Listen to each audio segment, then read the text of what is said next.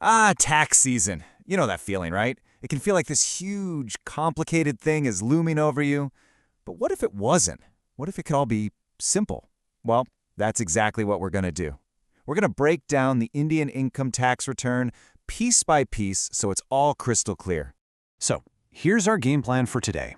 Think of it as a journey. First, we'll figure out the biggest question: do you even have to file?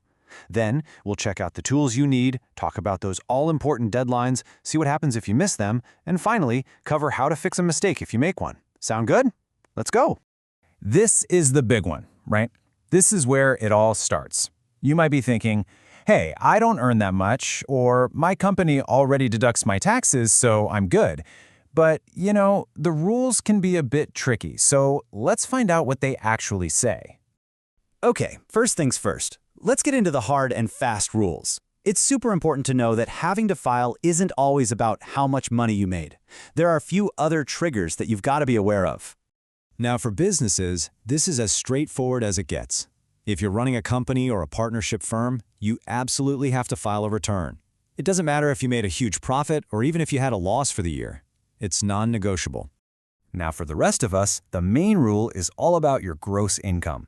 And that's the key word, gross. We're talking about your total income before you take out any of those tax-saving deductions, like your ADC investments. If that total number is more than the basic exemption limit for the year, then, yep, you have to file. So, you've run the numbers, and your income is below that limit. You can just kick back and relax, right? Well, hold on. Not so fast. The tax rules have a few other conditions that are designed to track things like big-ticket spending or foreign assets, even if your actual income is pretty low. Okay, pay close attention here because this is where a lot of people get caught by surprise. Even if you have zero taxable income, filing becomes mandatory if you own assets overseas, if you have the power to sign on a foreign bank account, or if you've been spending a lot of money in a few specific ways. So, what does high value actually mean? Let's take a look. All right, the first big number you need to remember is this one, 1 crore rupees. So what's that all about? Here's your answer. If the total amount of cash you've put into all your current bank accounts over the financial year adds up to more than 1 crore, you have to file a return, plain and simple. Okay, the next number is a lot smaller, but just as important. 2 lakh rupees, and this one is a big deal for anyone who likes to travel. And there you have it. That 2 lakh figure is the magic number for foreign travel. If you spent more than that on a trip abroad, whether it was for you or for someone else, the rules say you have to file an income tax return.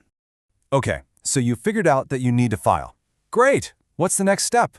Well, now you need to get your tools ready. And when it comes to taxes, your main tools are the ITR forms.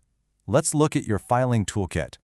This part can feel a little overwhelming, right? ITR 1, ITR 2, ITR 4, it's like alphabet soup. But picking the right one is really important, because the wrong one can get your return flagged as defective. So let's make this easy. For most people with a regular salary, this is your guy. ITR 1, also known as CH, which literally means easy.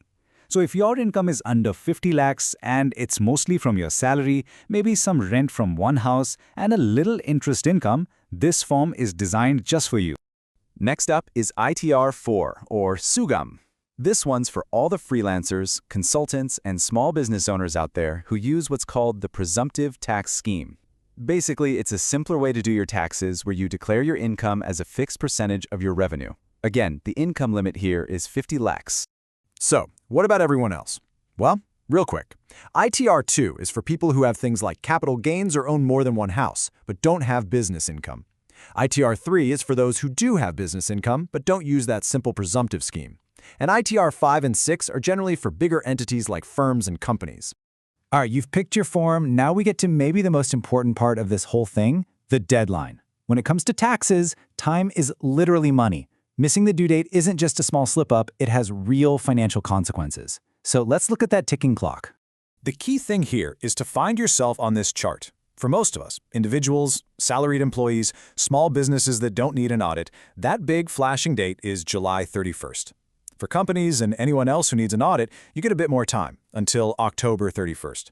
And if you have international transactions, your deadline is November 30th. And what's the damage if you miss your date? It's pretty straightforward. There's an instant late filing fee. It's a flat 1,000 rupees if your income is under 5 lakhs. But if your income is over that, it jumps straight to 5,000 rupees. That's the penalty you really want to avoid. But listen, the penalty isn't just about the fee. And this is a pro tip, especially for anyone with a business or investments. Let's say your business had a loss this year. If you file your return on time, you can carry that loss forward to next year and use it to lower your taxable profit. That saves you real cash. But if you file late, you lose that benefit. Poof, gone. So life happened. You missed the deadline. Is it game over? Is all hope lost? Not quite. The system does have a way for you to file late. It's called a belated return. Let's see how it works. A belated return is exactly what it sounds like. It's a return that you file after the main due date has passed. You still have a chance to get it in, but that window usually closes on December 31st of the assessment year. Just remember, you're still going to have to pay that late fee, and you lose the right to carry forward most of your losses. Look, we're all human. Mistakes happen. Maybe you filed your return and then that night you bolt upright in bed realizing you forgot to include some income, or you just made a simple typo. The good news is it's not the end of the world. There are ways to fix it. You've basically got 3 lifelines here. First, there's the revised return. This lets you fix an error you made, and it completely replaces your original filing. Second, there's the updated return, which is a newer option that gives you a whole 2 years to declare any income you might have missed earlier. And third, if the tax department finds a mistake themselves, they'll let you know about a defective return, and you'll get about 15 days to fix it. So, there you have it. We've gone through the whole journey, from figuring out if you even need to file, to picking the right form, hitting the deadlines, and even fixing things if they go wrong. At the end of the day, your income tax return is more than just a form. It's the official story of your financial life for the past year. So, the only question left to ask yourself is this: have you told your story completely and correctly?